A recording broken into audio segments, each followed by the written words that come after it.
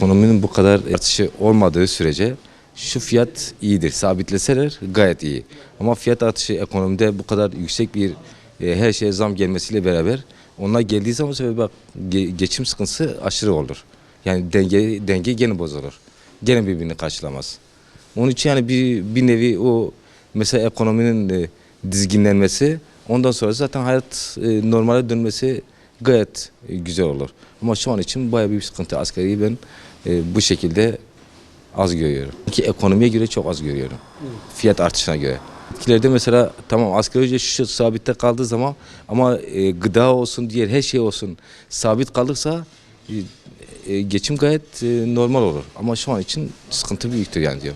Bugün diyelim ki yakıt 38 iken 45 olsa ya da ev kiram 10 bin lira olduğu zaman neyle geçimi sağlayacağım? Sıkıntı yani. Asgari ücret iyi oldu yani bizim için. Eğer zamlar olmazsa, şeyler olmazsa yani biraz bizim için iyi olur. Eğer zamlar olursa yani ne bizim için ne işveren için hiç iyi olmaz. Hayat pahalılığı şu an çok artmış. Yani kiralar 8 milyar 9 milyar. Asgari ücretle geçiniyorum. Çocuğumuza mı bakacağız? Kirayı mı vereceğiz? Yani bilmiyorum ne yapacağız. Yetkililerden yani destek istiyoruz. Zamların olmaması yani böyle güzel bir şekilde kardeşçe, birlikçe hem işverene hem işçiye destek olması lazım. Düşük geliyor.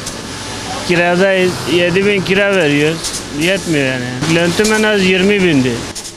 Hani bayağı zamlar her şey yani bayağı bir zam olmuş yani öyle söyleyeyim. 3 çocuğa bakıyorum abi. Benimle beraber hani 5 kişiye bakıyorum. Yetmiyor yani. Çocuktur, okula gidiyor, masrafı var. Yani gerçekten yetmiyor. Asgari ücrette artış verilmemesi için bu zamların durması lazım. Yani gerçekten de öyle. Yani devlet buna bir el atması lazım. Kesinlikle karşılamadı. Bizim şu anki dönemde aldığımız işte 17 bin lira bir ev kirası olmuş 10 bin lira, 12 bin lira kenar mahallede olmuş hani 6 bin lira.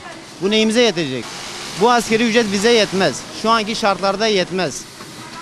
Yani biz aldım verdim bize 17 bin lira. Biz şu an markete gideceğiz. Bu neyimize yetecek? Biz diyoruz ki zamları durdursun. Yetkililere sesleniyoruz. Sen zamı durdur. Biz asgari ücrete razıyız. Bir işveren olarak bu asgari ücretin yeni asgari ücretin açıklanması bütün milletimize hayırlı olmasını diliyorum. Yalnız şu anki açıklanan rakamla bir işin maliyeti ortalama 25 bin lira gibi bir maliyeti var bir işveren için. Ve bunu karşılamakta artık güçlük çekiyoruz işverenler olarak. Devletin bu konuda bize destekleri olması gerekir. Yoksa aksi takdirde elemanı azaltmak yoluna gitmek zorunda kalacağız. Bu destekler ne olur?